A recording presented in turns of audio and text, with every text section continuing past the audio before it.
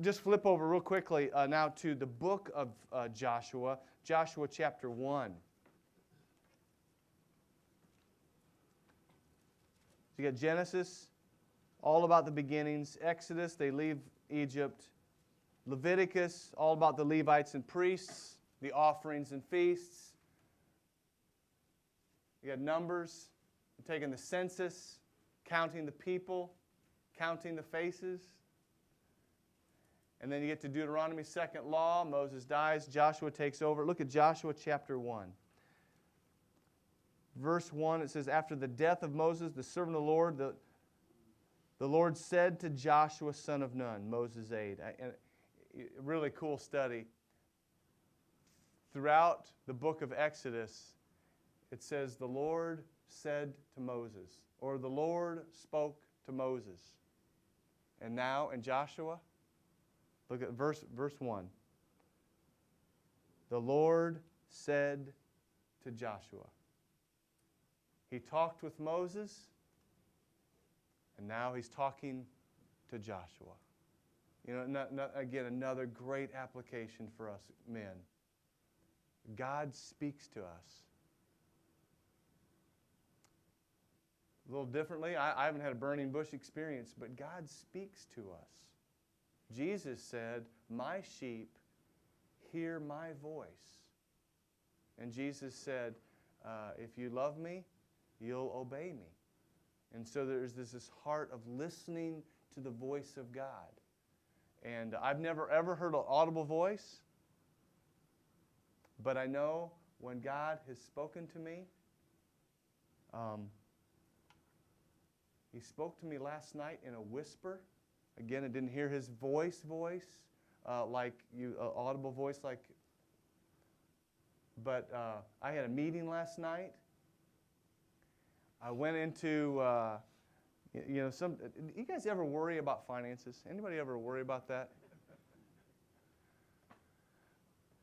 And I went in and I had to buy some food, and I had some coupons, and so we went to Qdoba, and I said I need this, and I had I think like 6 fajita burritos and a couple tacos. And I get to the, he packages it all up. He goes, okay, that's $10. And I go, all that for $10? And then I realized he missed three fajitas. And I go, it's only $10? And he goes, yeah. You get coupons and everything. And so then I go, you missed my 3 other fajitas here, burritos. And so he goes, oh, those are yours too? And so he adds them up, and he starts doing it, and he goes, okay, be $9.45. I'm going, you got any more of those? and I go, seriously?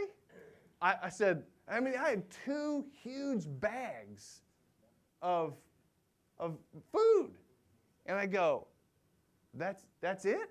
$9.45? He goes, don't ask any questions. I'm just plugging it into I'm just plugging it in, and this is what it says. Get out of here, because I got more people, I'm like going, all right, And I walked out to the vehicle. And it was right then that I just sensed the whisper of God. Kurt, I got you taken care of, man. I got you taken care of. Because so many times we worry and we get anxious and we think about finances, and God speaks to us. And He wants us to recognize His voice. And many times it's in the Scriptures. Many times it's in just our time of prayer. Sometimes it's in circumstances. So many times it's through the body of Christ, through each other. I had another guy last night look at me right in the eyes and challenged me And it was as if the living God was speaking right through that man's lips, right into my ears. And I knew, because he was challenging me. He was challenging some worry, some fret, some anxiousness. And he said, that is not of God. I challenge you to renew your mind. And he quoted, just real briefly, Romans 12. Do not be conformed to the pattern of this world, but be transformed by the renewing of your mind. And he said, I challenge you, that thinking that you just mentioned, that is not of God. That's stinking thinking, as Zig Ziglar would say. And it was as if God just spoke to me right there. I'm going, you are exactly right. That is worry. That is anxiousness. And the Bible's crystal clear. Do not worry. Do not be anxious about anything.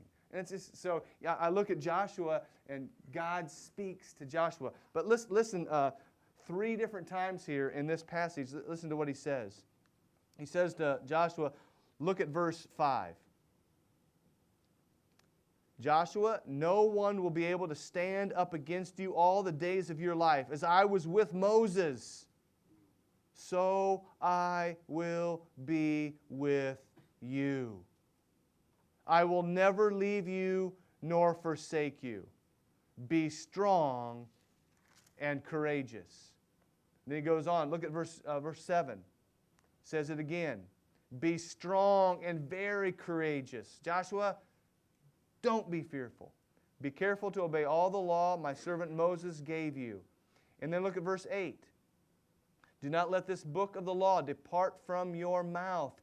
Joshua, meditate on it day and night, so that you may be careful to do everything written in it. Then you will be prosperous and successful. Verse 9, have I not commanded you, again, a 3rd time here, be strong and courageous.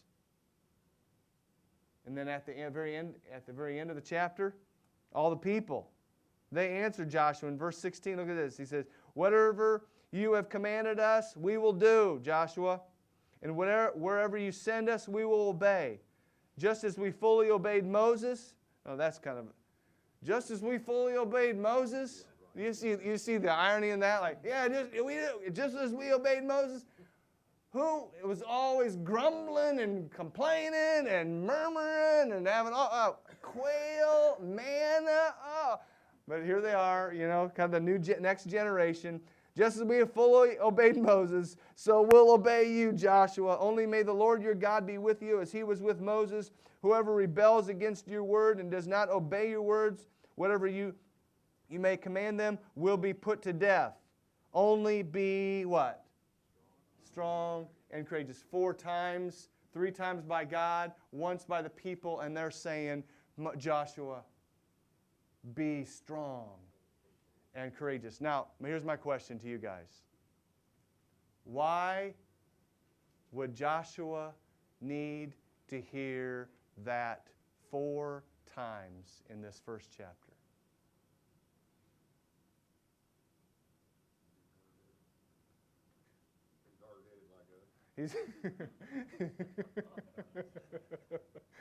He's hard-headed like us, right, Doug? Yep. Joshua needed reinforcement. I'm going to tell you guys, what do you need to hear from God?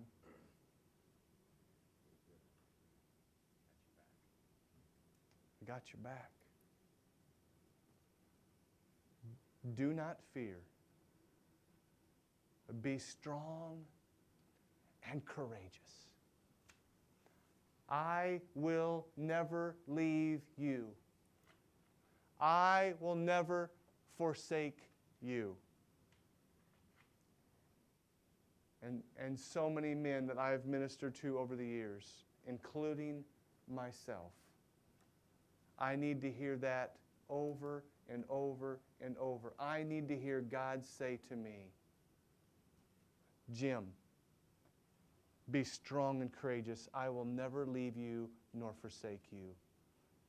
I am your rock. I am the almighty present God. I am a very present help in times of need. He says to Lee and to Scott, I mean to every one of us, he is saying, you be strong and courageous and you live for an audience of one. So that was Joshua, and my prayer is that you will take that to heart. Let's continue to move on because we're flying through here. So we got Joshua. He goes to the Jordan, Jericho. He has to divide, conquer, south, north, divide, and now they're going to settle, and they're going to settle into the 12 tribes. As soon as they settle,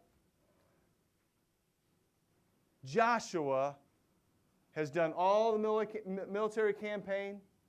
Joshua is going to die. As soon as Joshua dies, at the very end of the book of Joshua, next book is what? Judges.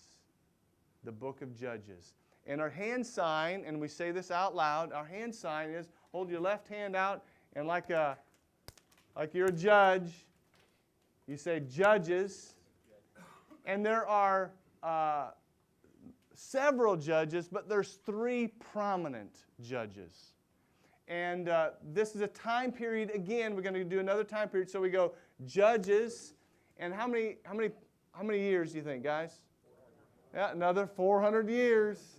400 years in the period of the Judges. And there's a cycle that goes through, and that's not a hand sign. That was just, sorry, guys. Sorry.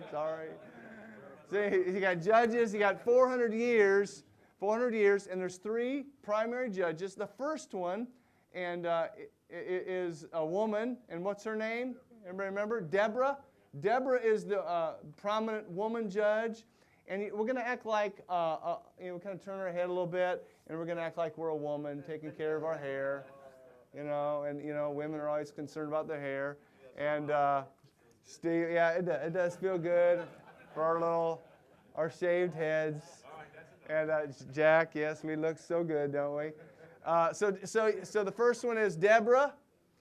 And then you do your hair and you say Deborah. Deborah, okay. The next one, prominent judge, was Gideon. And Gideon is famous for what we would call testing the Lord. And he doesn't fully believe God. He's scared of the Midianites. And that is, many of us know that story, but that is a great, great story. Again, as you're walking through this with your kids, to read again the story of Gideon. But Gideon wants to test the Lord, and he says, I this whole fleece thing, Lord, you make the fleece dry and the ground wet. And then he flips it, and then he says, okay, let's do, God did it that time. Got to test the Lord, and the Lord does it. And then he says, well, if you're really in this, Lord, let's reverse it, and flip it back. So, the ground's dry, the fleece is wet. And again, a great application for us guys. Don't so many times we ask God to do something, and He does it. He does it. And then you go, okay, Lord, let's do that again. I'm not for sure it must have been a coincidence. I mean, you guys ever done that? In 1988, I did that. In 1988, I'm on the farm. I have an associate's degree in ag business management. I've been farming with my dad for 4 years and my brother. We're farming about 1,400 acres. And I sensed in my soul, over a period of time, that God was saying, leave the farm and go into ministry. I sensed that. And I remember it as just as clearly as can be. I prayed a prayer, and I prayed it out loud. And I said, God, I sense that you're asking me to do this. But I am safe and secure right where I am. And I'm not going unless you speak through someone that I love and respect, and they're going to have to verbally tell me to leave the farm. I pray that prayer out loud. I will never forget this. I'm standing at the top of the steps at Tremont Baptist Church. It's a town of 2,000 in central Illinois. And up comes the stairs the executive director of the Peoria Rescue Ministries. My dad has been on his board for 20 plus years. Jerry Trachek. We call him Jerry T. And Jerry is coming up the stairs and he goes, Kurt, when are you going to leave the farm and go plant real seed, the seed of the gospel of Jesus Christ? I'm not kidding you. He probably, I thought I was going to just absolutely, I mean, it was almost verbatim what I had prayed out loud. I could not believe, I was like dumbfounded. We had a service that night. I didn't hear a thing. I was just like, oh, my mind was going a million miles an hour. What did I do with it, guys? I did exactly what Gideon did. I said, that was a total coincidence. I can't believe it. I did. And I prayed the prayer again. I said, Lord, I don't think that was, I think that was just kind of, that wasn't you. About 3 months later, almost the exact same scenario, verbatim. Kurt, when are you going to leave the farm? When are you going to go into ministry? When are you going to go plant the gospel of Jesus Christ and plant real seed? Quit this corn and soybean stuff. Plant real seed. And I couldn't believe it. I still didn't do anything with it. It wasn't until a few weeks later, a friend that I had not seen in nearly 2 years, and she had been out in California at college, and she came back. She wanted to get together and just kind of catch up. We sat at the coffee table there on the farm, and I told her that story. And you know what she said? She said, Kurt, are you going to obey, or are you just going to live a disobedient life? I'm like, you got to be kidding me. And I said, what do you propose I do? She goes, you need to go talk to your pastor. So one thing led to another. I talked to my pastor. Pastor said, you need to go talk to Jerry Trachek. Why in the world did he say what he said? Went and talked with Jerry Trachek. And through this whole process, I just knew that God was speaking to me. And Gideon does the same thing. So you got the Judges, 400 years, Deborah, and the same, we say Gideon, and we do the kind of the fleece. We're going to kind of wring out the fleece. We're just going to take this kind of like a dish rag, and we're going to wring it out, because that's what he does. He asks God, keep one dry, have one wet, reverse it, and that's all about, that's Gideon. And God used this, basically a farm boy, to have an incredible victory through over the Midianites. And so you got Gideon, and then the great is Samson, the great man of strength. And so our Samson sign is right here, So, okay, everybody stand up, because I need to see your great Samson physique and model. Here we go. You kind of bend your knees a little bit, give a little flex. That's good. I mean, well, let's see it, man. That's not bad. That's good. Bill, you got it? That's not bad. Yeah, all right. So, okay, let's just real quickly, we're going to start with, let's start with Joshua. We'll go with Joshua, and we'll go all the way through the Judges. Let me add one more thing, because this was the key theme through the book of Judges, 400 years. And the hand sign is this. You kind of point like this. Everyone did what was right in his own eyes, except there was two people who had an exception. Ruth, and then next week we'll really dive into it, Samuel. Okay? So let's go, let's start with Joshua, and we'll walk through all the way through the Judges. Okay? So we got Joshua, Jordan, Jericho, divide, conquer, south, north, divide, settle. 12 tribes. Judges, 400 years. Deborah, Gideon, Samson. Everyone did what was right in his own eyes, except Ruth and then Samuel. Practice that at your tables real quickly. Take 2 minutes, and then we'll wrap up in just a little bit. Judges and then Ruth. Ruth is all about the great, great love story. That's a wonderful story, again, to read with your family. You know, Ruth is was used greatly by God. She becomes part of the genealogy of Jesus. And it's just really a fascinating thing. Ruth was not Jewish,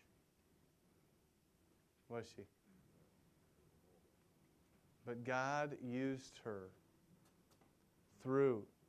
She married a Jew. Who'd she marry? Married Boaz. And the great love story of Boaz and Ruth. And they have a son. And it becomes the great-grandfather of King David. And God uses this Moabite woman, a part of to bring about the Messiah. A couple things on page 23, just to fill in your blanks.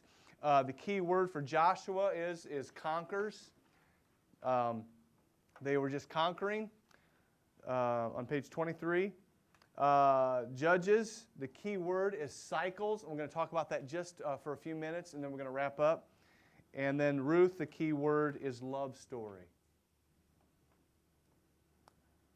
And if you look on page 22, throughout the book of Judges in that 400 years, there's a pattern that the Israelites followed. Because once Joshua dies, Joshua led the people of really for the most part, a very faithfulness and obedience. There's an exception with Achan who sinned and they lost one of the battles.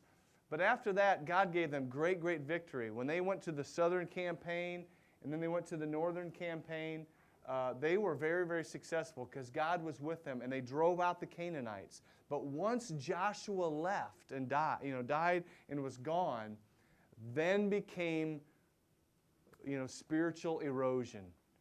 And if you look there, it says sin. It's on the bottom of your cycle. And the people would then fall into sin and into idolatry. Over time, they would just fall in. And so what would happen is they would have, in your line there, it says servitude. They would have this, they would begin to be in bondage, either through the Midianites or the Philistines in Samson's day.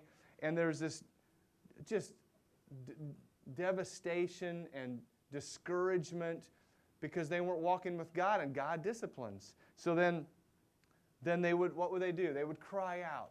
The word there is supplication. They would cry out to God, "Oh God, help us. We're in bondage with the Philistines or with the Midianites, and we have no hope." And so then what would happen? God in His grace would send a judge. God in His grace would bring about salvation. And the people would then be free. And Gideon would conquer the Midianites, and then they had this time period of reprieve. But what would happen again? There'd be this time of next one is silence, and then they would fall right back into sin again. And that cycle happened over and over and over again in the life of the judges. And you know, if you guys you kind of think even a little bit about America. If you read the book of Judges, I remember years ago when I was preaching through the book of Judges and looking at America. It's like, wow. To the point now where we say, hey, gay marriage is okay. It's okay to smoke pot now, you know, we just, and just the lifestyle of continued decay. And, you know, I can't help but believe that 9/11, God didn't cause that, but God wanted that to be a wake-up call. So what happens? 9/11 happens. What happens the next Sunday? Churches are packed. Attendance goes up. But now, over a decade later, church attendance in America, it's not increasing. It's flat line at best and really decreasing. And so, you know what? God will do and use anything to get our attention. And so that's what he does with the Jewish people. And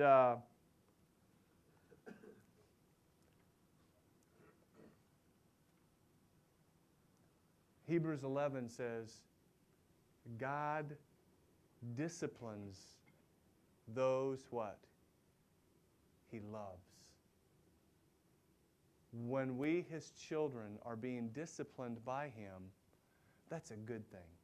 It's not pleasant, but it's a good thing. And throughout the book of Judges, he's trying to get their attention. So any comments or thoughts? I'd love to have you guys at your tables just kind of wrap up, close in prayer, pray for each other. And this is the prayer I want you to have for each other. God, if I'm praying for Lee, Lord, help him to be strong and courageous. Help him not to be afraid. Pray Joshua chapter 1, those 4 times when he's told, you be strong and courageous. And just pray for each other that we would be men who would be strong and courageous for the glory of God. Wrap up and pray, and then, guys, we'll see you next week. And thanks for being here, okay? Go.